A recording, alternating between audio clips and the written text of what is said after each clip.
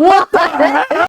This is ridiculous. I don't understand. Oh, God, what the Hey, most effed up interrogation ever caught on tape. Have you guys seen it? Because we haven't. All right, let's jump into it.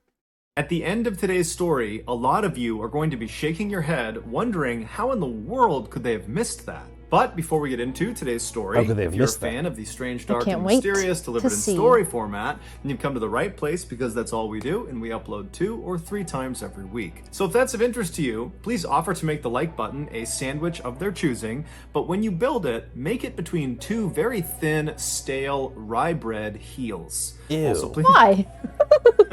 2 very thin, stale, rye bread heels. Also, please subscribe to our channel and turn on all notifications so you don't miss any of our weekly uploads. All right, let's get into We like the like button. Why would we do that? We treat our like buttons nicely. Yeah. nice thick Texas toast bread.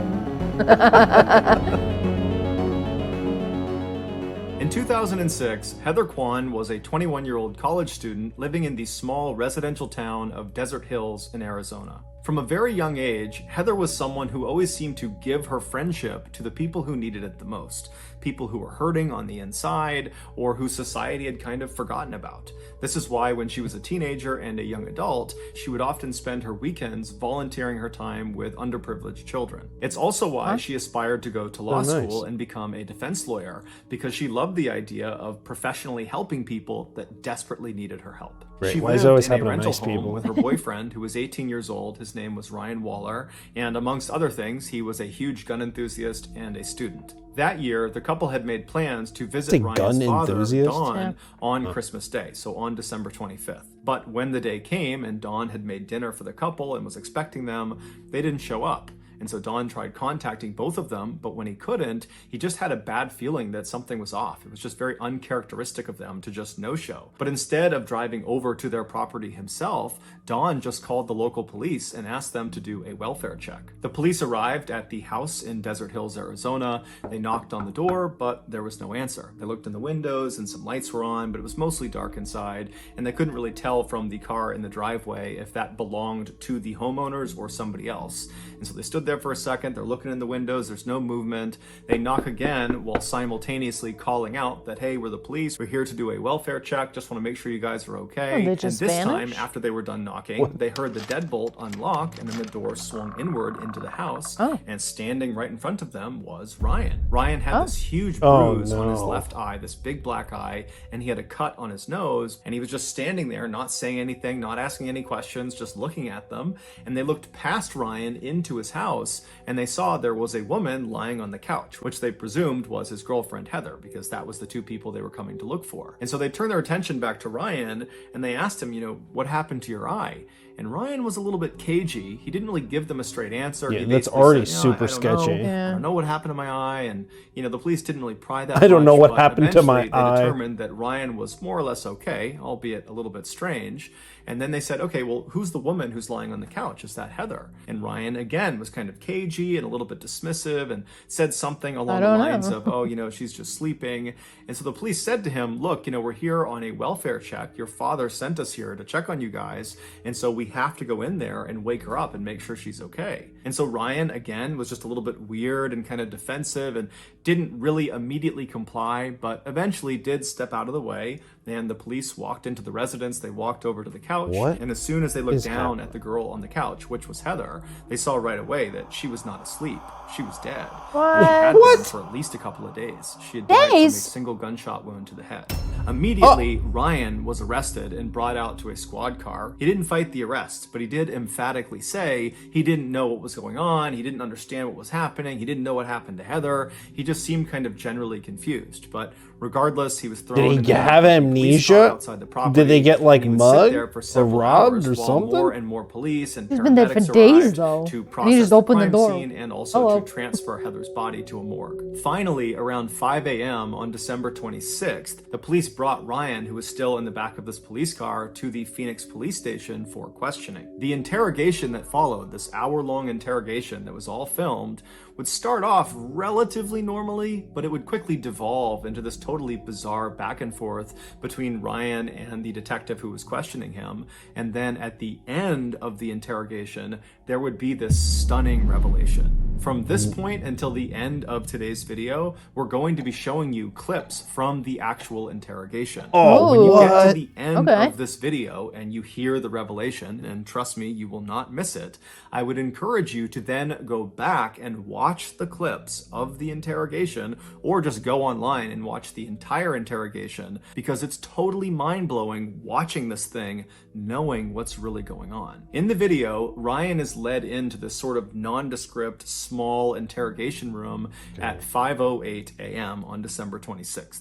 So he's just arrived at the station, they put him in this room, he's wearing this white jumpsuit that might have been issued by police, maybe he owned it, but it definitely looks more like prison attire. He's got no shoes on, no socks walk on, around in and my his white hands jumpsuit. are not cuffed. And so he walks into the room and he sits down in the chair that's in the back corner of the interrogation Dude, room. that's and this definitely chair a- is right That's next to definitely this a- table, Jail and then issued. On the other side of this table is another chair. And Oh, his Ryan eye sits is down in the messed up. corner. He's kind Yeah. of facing out towards the middle of the room. He's quiet. He's basically not moving. And then at some point, he notices there is a handcuff that's connected to this table. Now, in some cases, the police would handcuff the person they were interviewing in this room. But in this case, Ryan was not told that he needed to put this handcuff on. He was uncuffed. So there was no directive that he needed to have this handcuff on.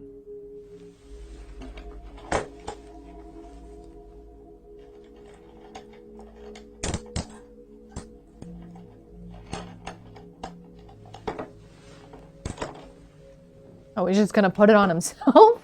Oh. That's strange.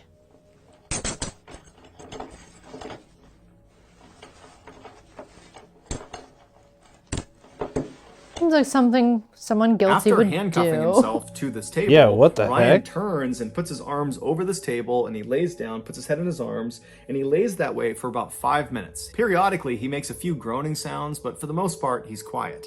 And then all of a sudden, as he's laying there, he suddenly makes a fairly loud moaning sound, and he stands up in his chair like he's going to walk out of the room, but as soon as he starts to walk away, the handcuff stops him. The handcuff that he was not told to put on. And so he's stuck against this table, but he doesn't seem fazed by it. He looks almost confused by what's happening, but he doesn't dwell on it for very long. What the Instead, he just hell? reaches across the Is he table and possessed? grabs a blank piece of paper, and then he just sits back down in the seat, he crosses his legs, and he starts looking at this piece of paper. At 5:17 a.m., so roughly 9 minutes into this interrogation, which really hasn't even started yet, Ryan is intently looking at this blank piece of paper when a detective walks into the interrogation room. This detective was named Dalton, and he informs Ryan that they're going to be taking pictures of his feet, and so he needs to put his feet up on the table that's right next to him. Ryan at first acts very confused and doesn't really understand what's happening, but he eventually complies and he puts his feet up on the table, and by the time his feet are up there, another officer walks into the interrogation room, and he's got a camera and he's got this big kit with him, and he would begin about a 10-minute long process of photographing Ryan's feet and also swabbing Ryan's feet. During 10 this minutes? 10-minute session, Dalton stays in the room, Oh, at and least so they're Ryan thorough. That periodically seems like a asks long him time. if he can just leave and go home, Yeah, like seemingly what- unaware of how serious this situation really was for him. What are the and feet when pics Dalton for? would tell him, no, you can't leave, Ryan would act totally frustrated and kind of angry and upset, kind of like how a child would act if they were told they couldn't have something they really wanted to. At 5:28 a.m., after this 10-minute session is complete and they've photographed and swabbed Ryan's feet, the second officer leaves the room and Dalton shuts the door behind him. Why and the then he feet? walks Why so over to interested the in feet, not table and he hands? grabs the chair on the other side from Ryan. He drags it out so it's closer to Ryan, and then he sits down and introduces himself. After that, he begins asking Ryan some very basic questions. He asks him to confirm his name, which he does. He asks him to confirm his date of birth and his social security number, and Ryan does both those things. And then he asks Ryan if he understands why he was there, why he was being interrogated. And Ryan says no. And so at this point, What? Dalton says, okay, let's just stop right now. I'm going to read you your rights. And so it's at this point in the interrogation that Ryan's behavior starts to get really, really weird. After Dalton tells Ryan he needs to read him his rights, you can see Ryan doesn't compute what he's saying. He's just kind of looking blankly, and Dalton seems to pick up on that. And so he tries to make it kind of lighthearted, and he says, hey Ryan, I'm going to read you your rights like they do on TV, like on Cops and on Law and Order and CSI, any of those crime shows, they read people their rights. That's what I'm going to do. You know what I'm talking about?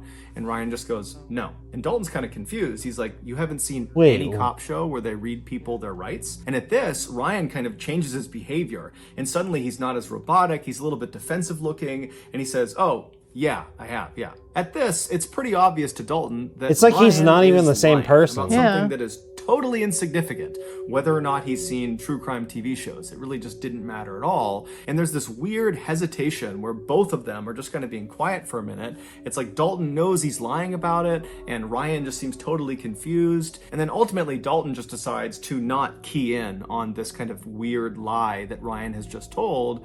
Instead, he just reads Ryan his rights. And then after that, he gets back into some basic questions. The next one was, hey Ryan, what was the highest grade you achieved in school? And now at this point, Ryan is not looking at Dalton. He's looking to the far side of the room. He's got this blank expression on. And when he's asked this question, he just says, I don't know. And Dalton's like, you don't know what level grade you achieved in school? And Ryan says, no, I don't know. Eighth grade. So again, he's changed his answer fairly abruptly when he's challenged. And so Dalton is probably thinking to himself that he's lying again. But again, it's just kind of an insignificant thing, but it's building a pattern of mistrust here. It's hard for Dalton to believe that Ryan is going to be truthful if he can't even tell the truth about things that don't matter. But Dalton decides not to fixate on it. Instead, he asks a follow-up question based on the fact that Ryan has said 8th grade is the highest level he achieved. And so Dalton says, okay, well, did you get your GED? A GED is a high school diploma equivalent, and it's something you would get if you did not graduate high school. And since 8th grade is below high school, then Ryan clearly did not finish high school, and so it's a natural question to ask. The answer to this question is binary. You have a GED, you don't have a GED. But Ryan's answer is anything but binary. It's totally contradictory and weird, and it really begins to show a side of Ryan that just doesn't add up. He's acting totally weird. Do you have a GED? I don't know. You don't know what? I don't know. I don't know. I just want to go home. Oh, you're not going to go home right now.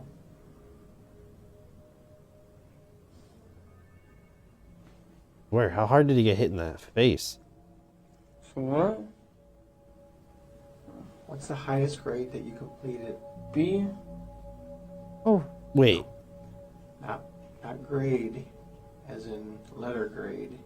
I'm asking, did you graduate high school? No.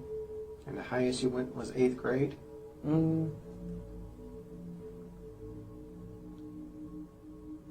Yeah. Do you know how to read and write, Ryan? Yeah. After the discussion about Ryan's education goes nowhere, Dalton again does not fixate on all the issues with his answers so far, and instead just kind of continues asking more questions. And so he begins to address Heather. He starts by asking Ryan if he has a girlfriend.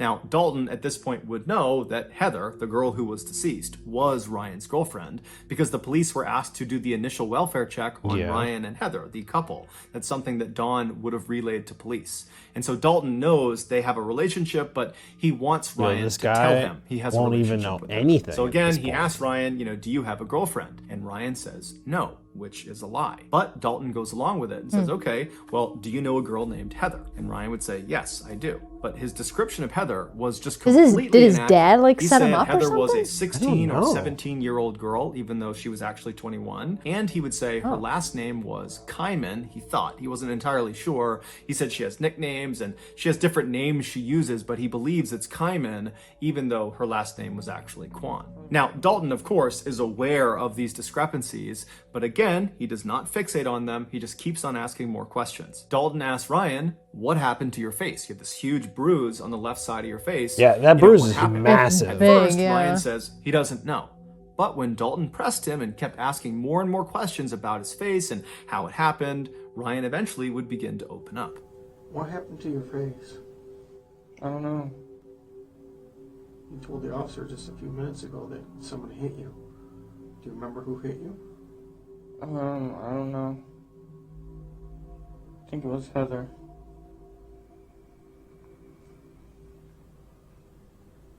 Why would Heather hit you? That hard? She needed a good sucker punch. Or a frying It was pan. an accident. I forgot why. Or Jeez. Like the other police officers involved, Dalton believed already going into this interrogation that Ryan killed Heather, that the bruise on his face was from Heather fighting back before ultimately Ryan killed her. And so for Ryan to say the mark on my face is from Heather, even though he claimed it was an accident, to Dalton, that was the same thing as Ryan saying, I killed Heather. Yeah. Dalton attempted to get more specific details about the actual physical struggle that took place between Ryan and Heather. Where's the but weapon, as he asked though? more and more questions, Said it was a the gunshot gun, to the yeah. head. aggressive, and it seemed like Ryan picked up on it and became very defensive. Well, he's a gun and started enthusiast. throwing out Yeah, but, random like, pieces of what information, gun? much of which seemed untrue. Like he suggested there was at least 2 or 3 other people that were in the house on the night that Heather got killed, but it's unclear if these people were real or if they were actually ever there. And it just seemed like Ryan was kind of panicking and just kind of saying all sorts of random things. And so at some point, Dalton just wants to focus the conversation because he feels like it's getting totally out of hand. And so he just stops Ryan and he says, Ryan, there is a dead girl in your house and I need information. Hey, Ryan, Huh? Huh? there's a dead girl in your living room. She's dead? Yes. Heather? I don't know. I want to know what happened in your house last night. The girl on the couch is dead? I don't know if she's on the couch. She's dead. The interesting thing about Ryan's reaction to being told by Dalton for the first time in the interrogation that there was a dead girl in his house is Ryan reacted with genuine surprise. It's the only time in the entire interrogation start to finish where Ryan sits forward in his chair, he kind of perks up, and he seems relatively normal. He's not acting confused and kind of bizarre. It's like he's really dialed in, as if he had not heard this before, that he didn't know Heather was dead, and he's now for the first time being told, and it shocked his system. But just seconds after he sits forward and seems really engaged, he goes back to kind of being totally bizarre. And he also suddenly is had this really happening? elaborate story about what happened to Heather, even though just seconds ago, it seemed like he had just learned about it. So it didn't really Yeah, make any what the sense hell that is he he would have a doing? story so readily available for something he seemed to not know anything about. I mean, if he's And, trying to of course, play like all he's of his other crazy answers, or like, his you know, story he gave was insane, full of I contradictions have no and idea. holes and was just totally unbelievable. Well, these people came over. Richie and his dad Richie. with shoot and arrow, bow and darts. Shoot You an know what I'm talking arrow? about? Yeah. They hit me and her with those. That's it. They hit you and they hit you? Yeah. Now it's Richie that hit you, not Heather? No, Richie and his dad. Richie and his dad. They hit you. Yes. Why? Because they're trying to get their stuff. I don't know why. Yo, his Just story's kind of- all over the place. Bow and arrows? Mm-hmm. They each had 2 revolvers and they didn't let off any shells. Now they have guns? Okay, you just said they had bow and arrows. Now they have revolvers? That's what I meant. They had revolvers. What? Revolvers. Yes. And then what happened? And then they shot us with those. Following this exchange, Ryan would change his story again Oh and would my say, God. actually, they didn't shoot me, they just shot Heather, they put me in a sleeper hold. But when Dalton asked him, what do you mean sleeper hold? Ryan said, oh, I don't know what a sleeper hold is. And then eventually What Ryan would the actually hell? just ditch the sleeper hold narrative and go back to the Richie and his father. Did he have They came amnesia in and, like, they just shot both woke of up? us. That's At what I'm this point, saying. Ryan's Like, did story he get has hit so become hard in the head that convoluted it's and like he changed can't even so keep many it together? times Yeah. that it's just totally unbelievable. And so Dalton, who was doing his best to kind of go along with Ryan's story, at this point just can't even pretend anymore. He cannot pretend that he's following this story. It doesn't make any sense. Yeah. You're telling me you're all over the board here, number one. You're saying bows and arrows, you're saying revolvers, and you're saying some other thing, and you're saying they shot you in the eye. Okay?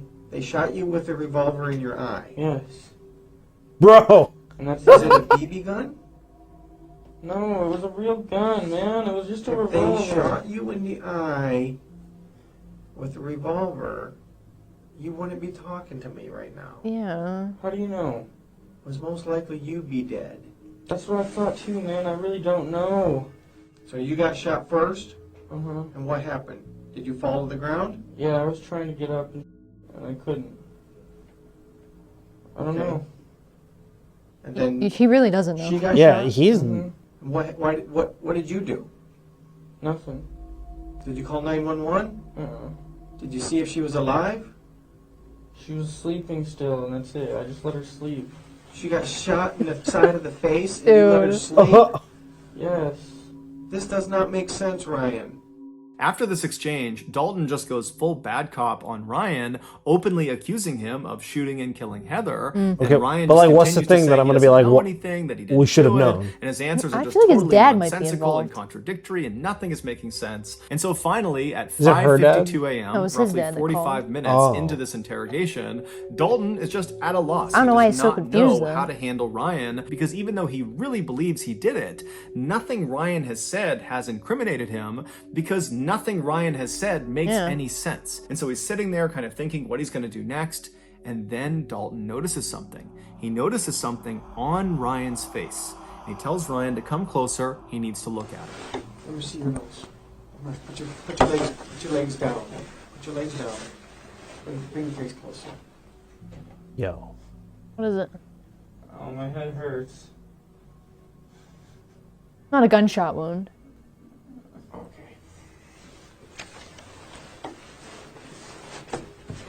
Yeah, be right back.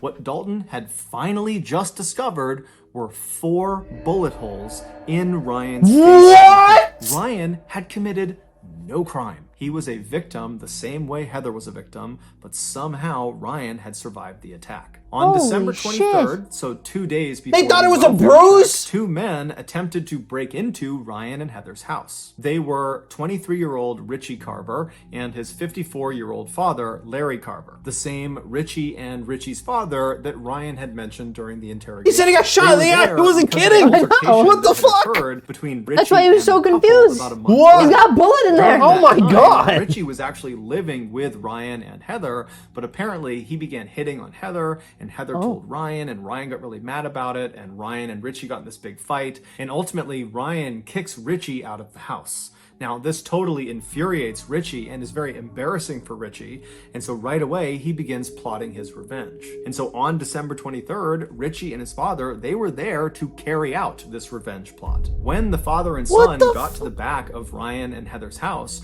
Ryan saw them at the back door through the glass door that was near their kitchen, and he ran over to try to stop them from getting inside. But Dude, his Richie brain's and all Larry messed managed up. I to know. barely get open the door, and Richie reached in with his hand, which was carrying a gun, and he shot Ryan point blank twice in the face. The first bullet went in through his nose and then out the other side of his nose, so that's the first 2 bullet holes. Ow. And then that bullet traveled back into his head through his left eye into his brain where it got lodged. What? And along with the bullet, 6 pieces of his skull that broke off from What? this bullet went inside of his brain as well. So that's the first 3 bullets. How is he And alive? then He's the still second bullet that was standing. fired into Ryan's head hit the side of his head. It did not penetrate into his skull, so the bullet didn't lodge anywhere inside of his brain. However, How it did did they break took off a 10 piece of his minutes? skull. And so Hold on. They took 10 minutes to take pictures of his feet, and the man has 2 bullet holes in his face. But they were What looking at the his hell, feet dude? this whole time. How? Right? Come on now. Pictures of his feet. It's Dude couldn't even look at his face for more than 2 seconds to see the shots in his face, dude. What? What the hell? This is ridiculous. I don't understand. Oh God, what the hell? Just finish Oh, it. jeez. 4th bullet hole. Ryan dropped to the ground. He was unconscious. They assumed he was dead. They managed to force the door the rest of the way open. They stepped inside. They stepped over Ryan's body. What, did he feel a and walked draft into the coming living room from where his Heather face? was He finally cowering decided on to the look sofa, closer? and Like, what Richie the just fuck? immediately walked up, put a gun to her head, and fired a single shot. After she had fallen to the ground, the 2 men stole some things in the house and then fled the scene. They would ultimately get caught, and they're both currently serving life sentences. It's believed Heather died instantly from her gunshot wound, but Ryan didn't. At some point, maybe a couple of hours after he was shot, he woke up, but he had severe brain damage, and he didn't Yeah. know what Yeah. was going on. He didn't really know what happened, and he saw his girlfriend Heather lying on the couch. Dude, his but he nerves thought must she have was been just so sleeping, fucked that he and couldn't so even he, feel too, any went of to that. his bedroom and he fell asleep. But the next morning, he woke up and he still would have had no idea what was going on.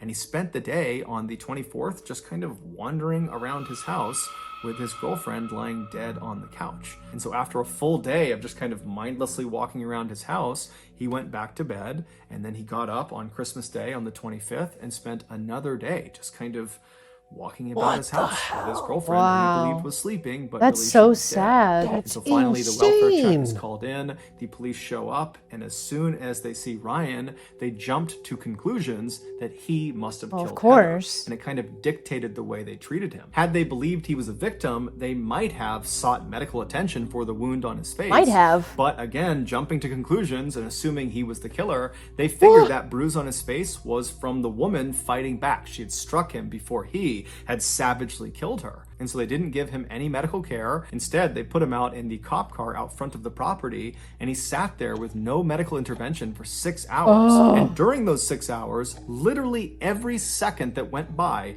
there was irreversible brain damage being caused because he had all this bleeding inside of his head that was causing brain damage. And so the clock How was is he ticking even as soon alive as they long enough found to him, get to and the for hours and interrogation? hours and Speaking hours, words, he got too. no care and was just getting worse and worse and worse. He was walking So around his house for finally, he goes to the police days. station, and again, they do not give him any medical care. Instead, they interrogate him for almost 2 hours, even though he has 4 bullet holes on his face that apparently no one noticed or no one took seriously. doesn't make Regardless, sense. he spent those almost 2 more hours in the interrogation room, where every second that's going by, his brain is getting more and more destroyed, irreparably destroyed. And then finally, at the end of the interrogation, Dalton, who's probably thinking to himself, what is wrong with this guy? His answers don't make any sense. But he's still all over the speaking place. words. And That's that's when he crazy. stepped back from looking for a way to convict this guy and noticed the holes on his face, specifically the hole in his nose. And that's when he called him forward and he looked at his face and he realized a huge mistake had been made, and he called an ambulance. Here is a clip of the fire department who arrived ahead of the ambulance in the interrogation room, learning about what's happened to Ryan as they wait for the ambulance. Hi guys. Hey guys.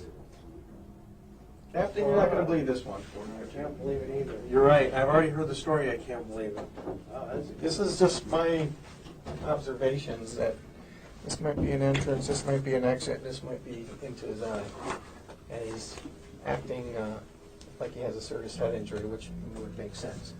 Ryan was ultimately rushed to the hospital where he would undergo emergency surgery that would save his life, but it would come at a great cost. They not only had to remove a large portion of his brain, but they also had to remove both of his eyes. Now, it should be noted that at least one other source says he only had his left eye removed, but regardless, after this surgery, Ryan was no longer independent. He had so much brain damage, he couldn't take care of himself, and so he had to move back in with his parents, who became his full-time caretakers. And then that's 10 so years later, sad. Ryan would die from a seizure that was directly connected to the injuries he sustained from that attack, and it's connected to the lack of care he received in those first critical 8 hours after the police found him. The Phoenix Police Department, after this My body's mishandling all of Ryan's weird case right went now. public, Ugh. they did an internal investigation, but no one was ever disciplined, at least not publicly. As Yeah, for Ryan's they took 10 family, minutes they to That's certainly could have filed a ridiculous. lawsuit against the Phoenix Police Department,